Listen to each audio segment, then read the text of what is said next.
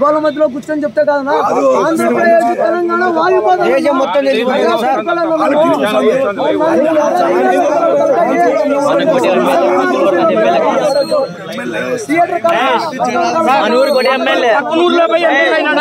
అనంతపురంలో ఉండి ఎమ్మెల్యే అయినాడా?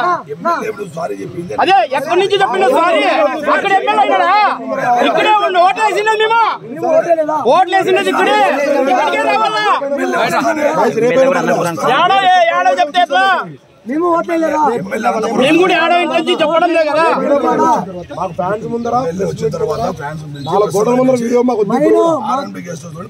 మా కన్వీనర్ ని మా అధ్యక్షుని రాయలసీమ అధ్యక్షుని పిలుచుకొని ఫ్యాన్స్ ముందరే క్షమాపణ చెప్పాలా.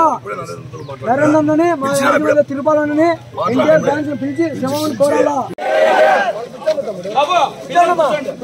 బాబుల్ కా బాబు బాబుల్ కా బాబు బాబుల్ కా బాబు బాబుల్ కా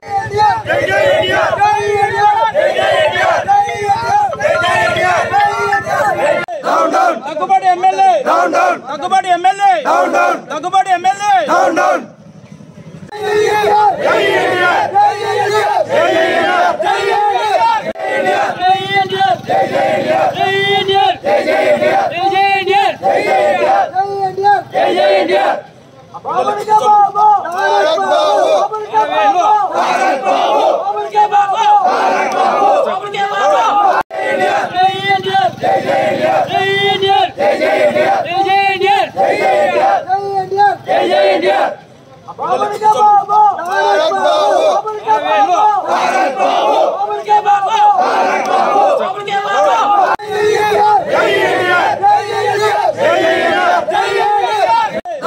Daggubati MLA Daggubati MLA Daggubati MLA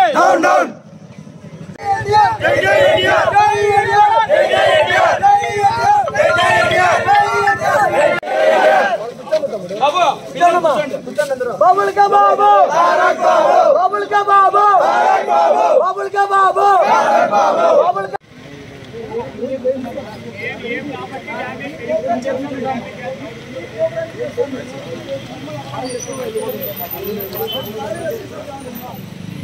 Mahesh అండి, నేను జూనియర్ ఎన్టీఆర్కి గత 15 ఏళ్ళుగా విరాళండి.